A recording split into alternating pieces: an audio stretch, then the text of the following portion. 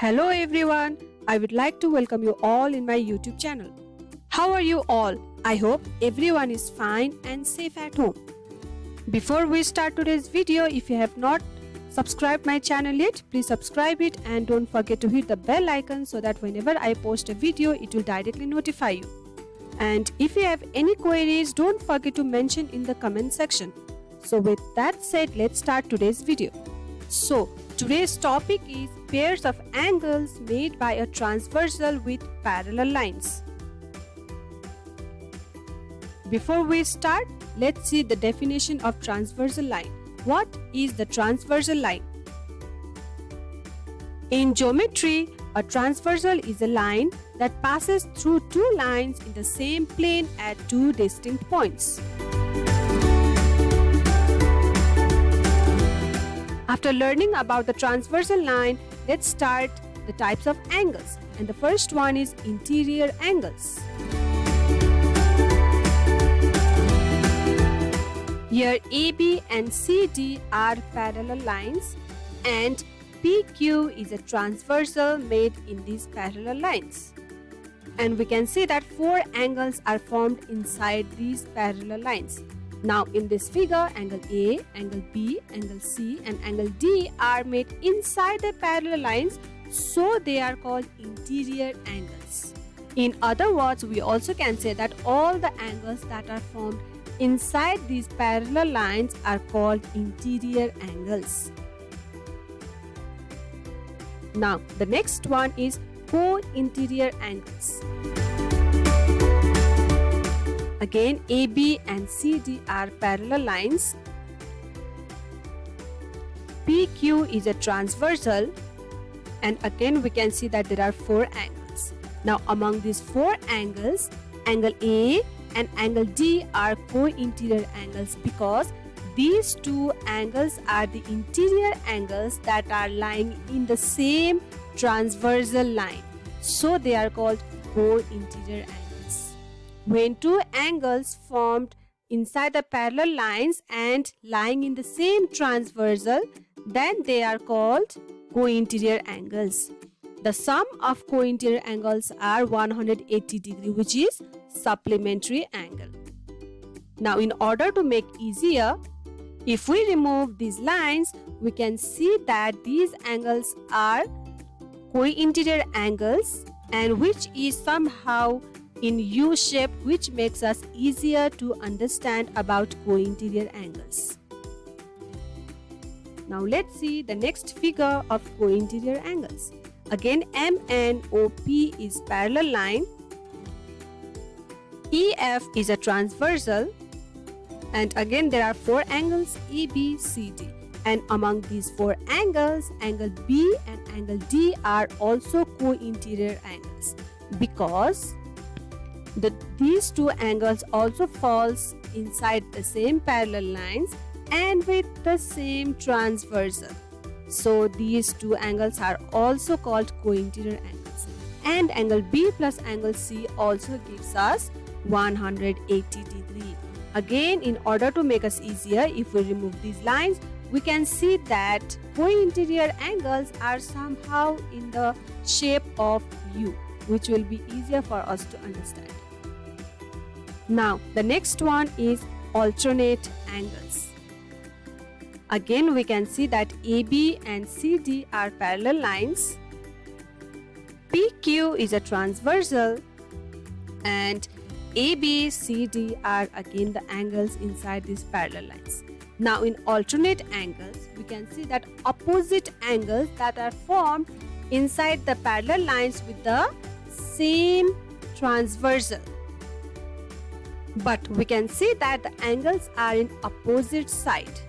The angles that are in opposite side formed inside the parallel lines with the same transversal are called alternate angles. And alternate angles are always equal. Now for this also, if we want to make us easier to understand, we can remove these lines and we can see that alternate angles are in Z shape, which makes us easier to understand. Similarly, the next figure for alternate angle is MNOP, which are parallel lines, EF is a transversal, and again we have ABCD, the pair of angles, and among these angles, angle B and angle D are alternate angle because these two angles are formed inside the parallel lines with the same transversal in opposite side. So they are called alternate angles, and they are also formed in different vertex. They are formed in different vertex. Again, they are equal with each other. And again, to make us easier to understand, if we remove the lines, we can see that this is also somehow Z in shape, which makes us easier to understand. And here angle B is equals to angle D. Now, after learning this, now let's learn the last type of pairs of angles, and that is corresponding angles. Again, we have the same figure where AB and CD are pairs of parallel lines. PQ is a transversal. Now, for corresponding angles, we have many angles. The 4 angles formed in the first vertex and the 4 angles formed in another vertex. We can see that ABCD are formed in the first vertex and EFGH is formed in another vertex. Now, in order to find corresponding angles, we have to take the angles that is one inside the parallel lines and another outside the parallel lines. But make sure that the angles are formed in the same transversal with the parallel lines. And these type of angles are called corresponding angles. Again, corresponding angles are also equal with each other, which means angle C is equals to angle G. And in order to make us easier, we again remove these lines. We can see that our corresponding angles are in the F shape. And the angles that are formed in the F shape are called corresponding angles, which makes us easier to understand. Now let's see the same corresponding angles from another figure. Again, ABCD are parallel lines. PQ is a transversal, and we can see that there are 8 angles, 4 angles formed in each vertex. Now, in the before picture we saw F in this side, now we saw in another side like opposite F. So here angle D and angle H are formed in the same transversal line with one angle inside the parallel line, another angle is outside the parallel line. And these angles are called corresponding angles.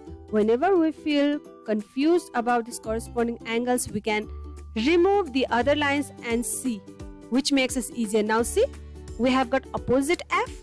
Now we can see that these angles formed in this shape are corresponding angles. Now again, angle D and angle H are equal. Now next figure is again M and OP are pairs of parallel lines. EF is a transversal, and again there are 8 angles ABCD, EFGH. Here also our figure has come in this shape like opposite kind of F. Now here also we see that one angle is formed inside the parallel lines, another angle is formed outside the parallel lines but with the same transversal. Now these angles are called corresponding angles. Here also angle B and angle F are equal. Again, for our convenience, we remove these lines and see. When we remove these lines, it will make us more easier to understand about these corresponding angles. And the last one, M and OP are pair of parallel lines. E and F is a transversal, and angle ABCD, EFGH are the pairs of angles, among which angle A and angle E are corresponding angles. Now, how we can see that angle E is formed inside the parallel lines, angle A is formed outside the parallel lines in the same transversal. So they are corresponding angles, and they are also equal. Again, for our convenience, if we remove the other lines, we can see that somehow this is also in F shape, and the angle that is made in the F shape are called corresponding angles. I hope this video is very useful for you.